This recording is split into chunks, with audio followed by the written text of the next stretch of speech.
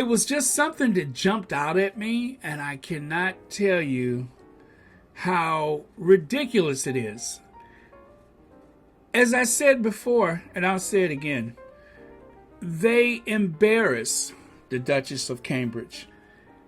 How do you start off an article by declaring how inadequate the subject that you're supposedly uplifting, you're declaring that this subject is woefully inadequate? I'll explain. This article says, at last, shy Kate Middleton shows Meghan Markle how it's done as she launches her landmark Center for Early Childhood project. She's going to show Meghan Markle how it's done. Now, mind you, Kate Middleton she'll be 40 years old this year. Or has she already turned 40? So at 40 years old, she finally, now they say shy Kate Middleton, I think it's work shy Will and Doolittle Duchess Kate Middleton, is going to show Meghan Markle how it's done. That's outrageous. How are you going to show Meghan Markle how to work? Let me go on a little bit further, and you can see. Can it really be 20 years since we learned that Kate Middleton was dating Prince William, and over a decade since they became engaged? Are you really celebrating the fact that this woman waited around the royal family for 10 years and then got married, and then it took her another 10 years to find herself? You know, she's supposed to be a housewife with a house full of servants. Just a typical English housewife, I'm afraid. Okay, so it goes on to say, when she and Wills got hitched, some dared to raise concerns, not just that weighty Katie had taken so long to let the ring slip on her finger, but that having worked only for her mom's, Carol's, party pieces business and part-time at a high street fashion chain, she might be a little work shy. That is the monumental understatement of this new century. She might be a little work shy.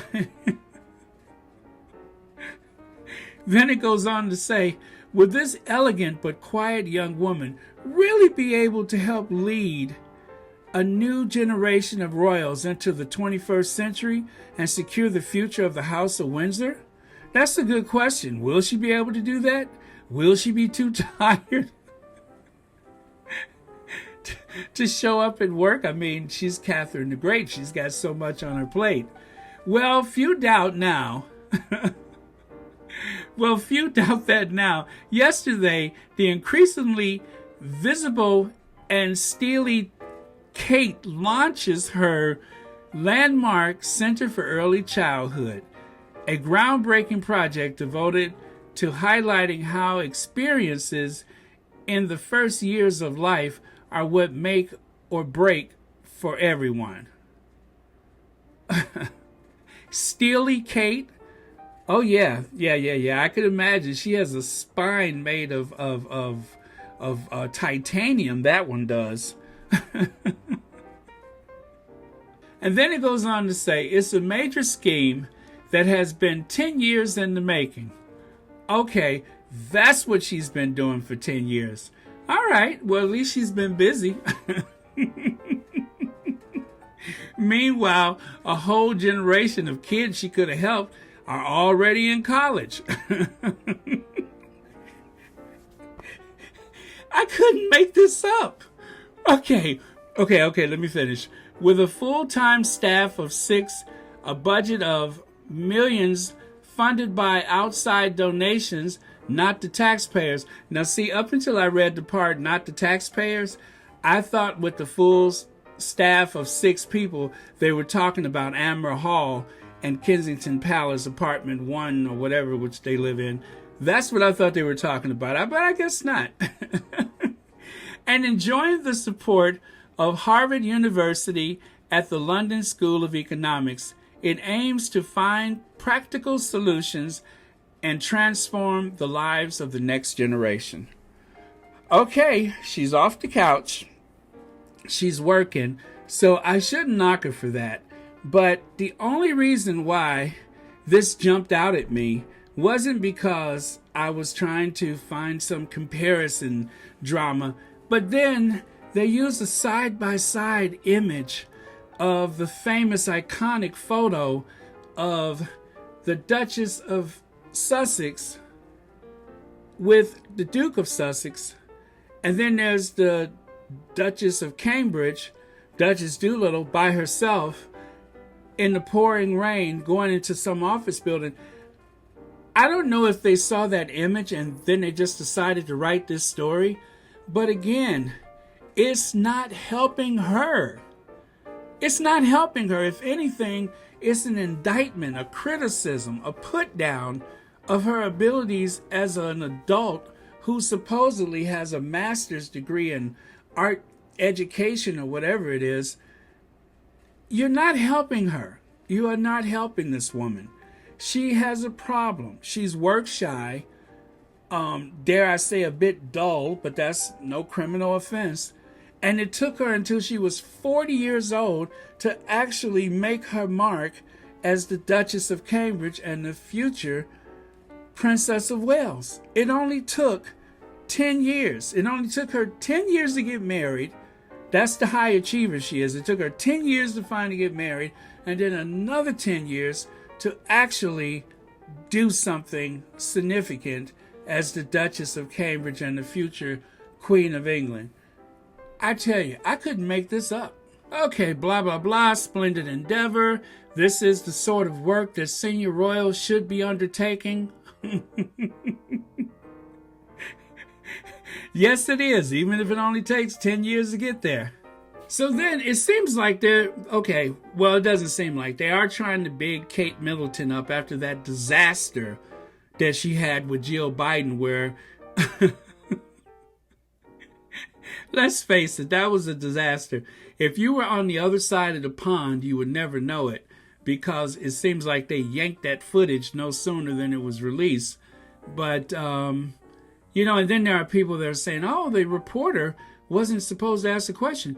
Well, a British reporter won't ask the question, but an American reporter will. And let that put you on notice before you and Workshy will decide to take a North American tour and make your way through the United States.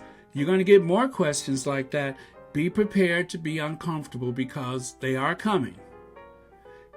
It goes on to say Kate already has a role model in Prince Philip and his long-established Duke of Edinburgh Award. So then at some point in the article, I'm not going to bore you with the whole thing, but it says, meanwhile, her late mother-in-law, Diana, held the hands of an AIDS patient and brought attention to the landmines and so on and so forth. I mean, they are really trying to uplift this wallflower. And this is what I mean by they're not being helpful to the Duchess of Cambridge. Diana was 36 when she died, but Kate is now 39, William 38. It's high time that the Duchess took on such a serious lifetime work and ensure a lasting legacy. Okay. Again, let me point it out. She's almost 40 years old and she's just now doing this, even though she's had a staff of God knows how many people divided between the two homes and, of course, the Kensington Palace staff. But she's just now doing this. And for this, they're trying to explain to us how she is somehow showing Meghan how it's done. I don't see it. I really don't see it. Let me remind the world, not that I need to remind the world, but Meghan was a child when she started making changes, social changes, changes for women, changes for families. She started as a child and continued that right up until last night, and she'll continue to do it tomorrow morning. And so to make their case, they will omit everything that Meghan Markle has done and everything that she has stood for over the years and try to reduce it to this ridiculous thing about, despite enjoying huge media coverage, it failed to reach the top 50. Speaking, of course, of the bench. That is how this article sums up the life of Meghan Markle in terms of social contributions, philanthropic contributions. This is how they sum it up. Never mind the hub kitchen, or let us just totally ignore the Vax Live. How about the fact that on each anniversary, the Duke and Duchess of Sussex has opened up a kitchen somewhere for hungry people? India and Dominica. How about the work that they've, or should I say, the work and the attention that they have brought to so many agencies across the country and around the world? Let's just ignore that so that we can big up Kate, and we'll ignore all those things. And what's really pathetic about this is that there are people who will know better and ignore it and preach this as being the truth.